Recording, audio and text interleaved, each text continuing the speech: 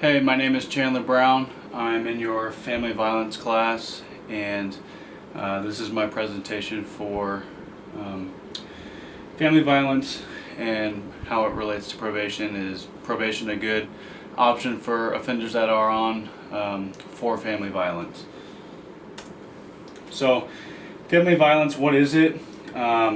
Just a broad definition by Christina Hoff. She says, when someone in a family tries to control another family member by means of intimidation and or physical abuse. There's really no actual definition. I think the closest definition to family violence would be domestic violence.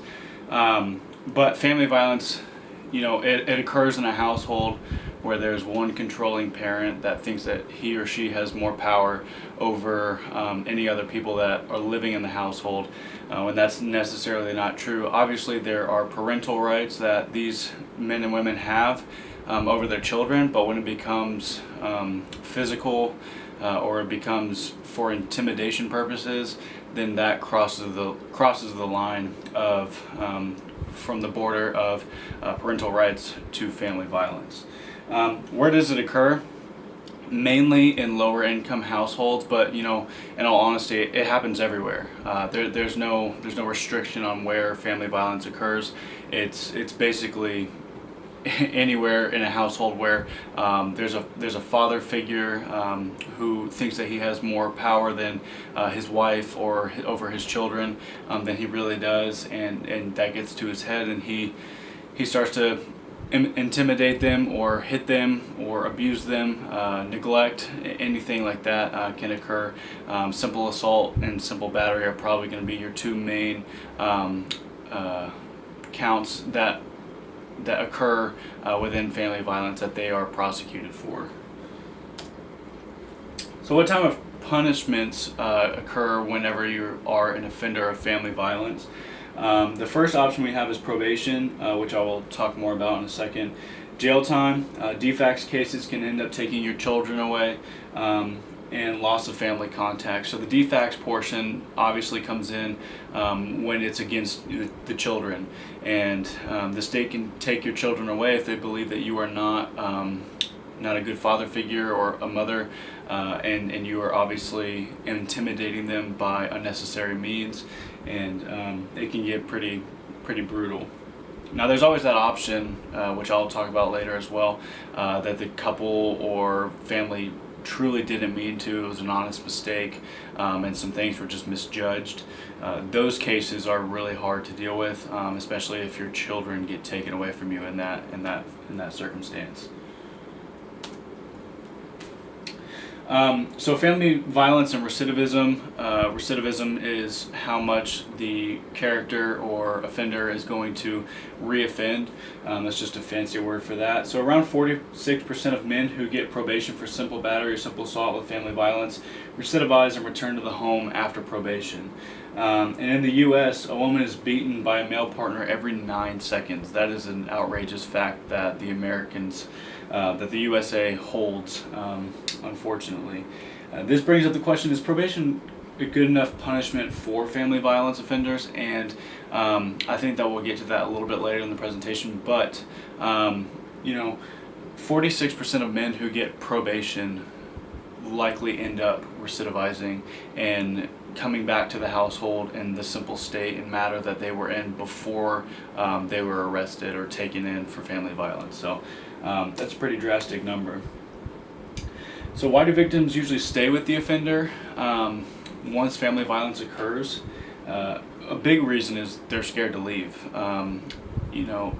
Everything that is brought up to the law enforcement's attention is not always accurate by the victim, and that is mainly to keep her or him and their children, if they do have children, safe. Obviously, there's a threat of more violence if the offender thinks that the victim is going to rat them out. So they feel like it's just more safe to stay with the offender than it would to be to leave them, because then they might think that they might get killed, and obviously that's not something that we would ever want. In need of money, a lot of these households that family violence occurs in is lower income households, and it's really unfortunate because a lot of these people can't get jobs, especially if they're disabled. disabled. And they need money. That's a huge reason why people usually end up staying with each other, even though they are abused in that household. A place to live, a roof over your head. Like I said before, lower income. They might not have everything that they need to be able to provide for themselves, so they still need a place to live. And if the offender is the household owner, obviously they're going to end up staying with them. They might have children with the offender. That's a big reason a lot of victims stay with them. It's harder, and and they might not always win, especially if they are the household owner. The state might think that the male or the female that owns the house could make a better case that the children need to stay there at the house, and they might lose their children. Lastly, for the more insane victims, they think that they can change the offender. That's a typical normal behavior of some victims. They say, "Oh no, I can change him. He'll change or she'll change." People don't change. I'm going to play devil's advocate here and say probation does help the majority of people solve their problems of abuse. Right now I'm currently doing my internship with Georgia Probation Management, and I see tons and tons of cases of family violence. They mainly involve simple assault or simple battery within the family violence, and these people go through a lot to try and get back in touch with their family. They're required to get a psychological evaluation, and most of the time the psychologist will recommend follow-up treatment. And if they do not follow up with that treatment, we go back in front of a judge and have a probation revocation and get them back in front of a judge and say this person is not doing what they're supposed to be doing, so they'll get jail time instead of being allowed to be on probation. Anger management classes, this is another big one that we require, that the judge requires if it's an order.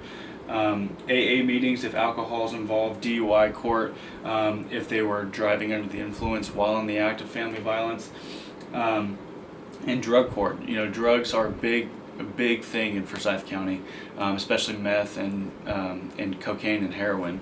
As unfortunate as it is, these things happen. We have drug courts and DUI courts where these people can go at 2:45 on a Wednesday night.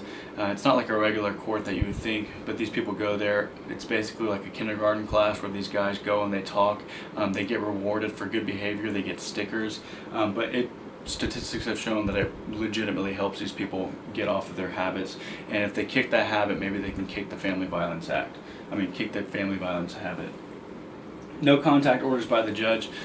So while they're on probation, obviously they're free to go wherever they want, except out of the state, unless they have permission from their probation officer. We sometimes have GPS trackers on them.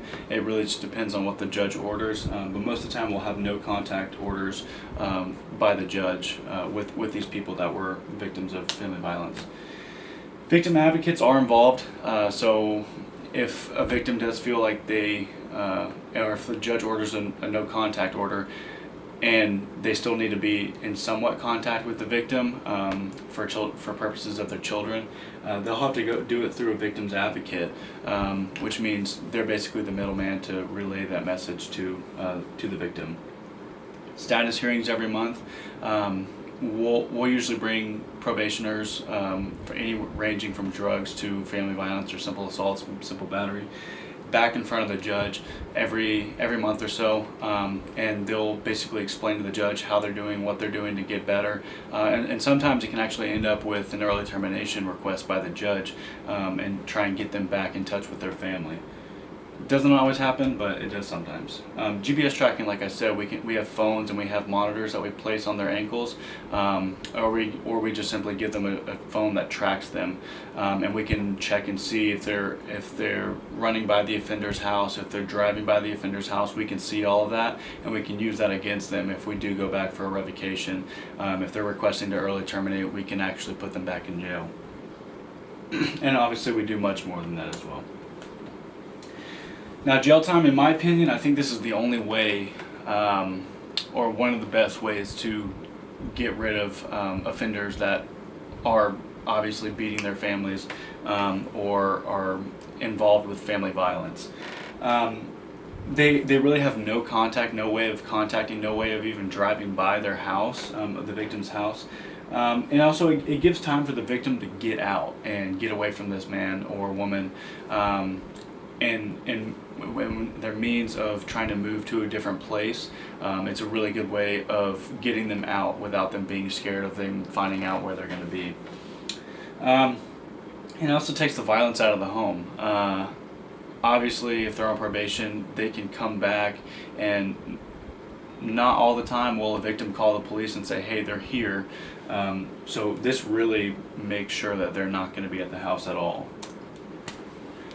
Now, rare cases that I've seen while through my internship, I've seen couples who have genuinely made a mistake, and you can always tell which ones those couples are, specific couples, because they'll be emotionally involved with it. A lot of offenders are not emotionally involved in it, and often they will try to early terminate. And if they hustle, as I have written here, and they do everything that's required of them very quickly, and the judge can see that at a status check, usually the judge will try to get them on an early termination. Usually it's about 12 months that they do have to serve on probation, but after that 12 months, 24 months that they serve on probation, 12 months they can usually early terminate if they're doing what they're supposed to be doing. And then both involved with the victim's advocate, we can also show to the judge that they're really trying hard to do everything they can to get in touch with the family. And then probation revocations or consent orders. Consent orders are where you don't have to go back in front of the judge. You can just write out a new sentence for them or an amended sentence to request for them to get an early termination. That way they don't have to go back in front of a judge. We can just get the judge to sign the consent order and then serve it to them, and then we can close their case. So in conclusion, probation or jail, I really think it depends on the type of person that we're dealing with. A lot of times, if these people do get probation and they're in a lower income household, they cannot afford it. Probation fees every month are around $50, and then court costs for family violence is usually in the $2,000 to $3,000 range. Even though it's a misdemeanor, the state can still impose enough surcharges to make it that expensive. What was involved and who was abused or assaulted in the household, that can also make a big difference. If it's children, you can usually bet that you're going to jail. But if it's a victim of a wife, if it's your wife or it's your husband, and not really anything serious occurred, it was just threats of violence, usually they'll wind up on probation, and usually drugs or alcohol were involved. But in those cases, they will get a temporary restraining order, and then throughout time, as they sober up, because while on probation they're not allowed to use drugs or alcohol, they get randomly screened. They will sober up and kind of realize what they've done, and then request to early terminate once they get all of their evaluations and everything done like that. And my thoughts, I think probation's a really good option for some people. But I think that if you do not have a house and you live in a tent, don't have access to shower, food, and water all the time, I think that jail time would be much more appropriate for these people. And that way they have no access to drugs, they have no access to alcohol, they have no access to anything other than focusing on themselves and recuperating and getting back on their feet. These are my sources right here. And I've really enjoyed this class. I've really enjoyed being at North Georgia. This is my last semester. In December I will be graduating. Thank you very much.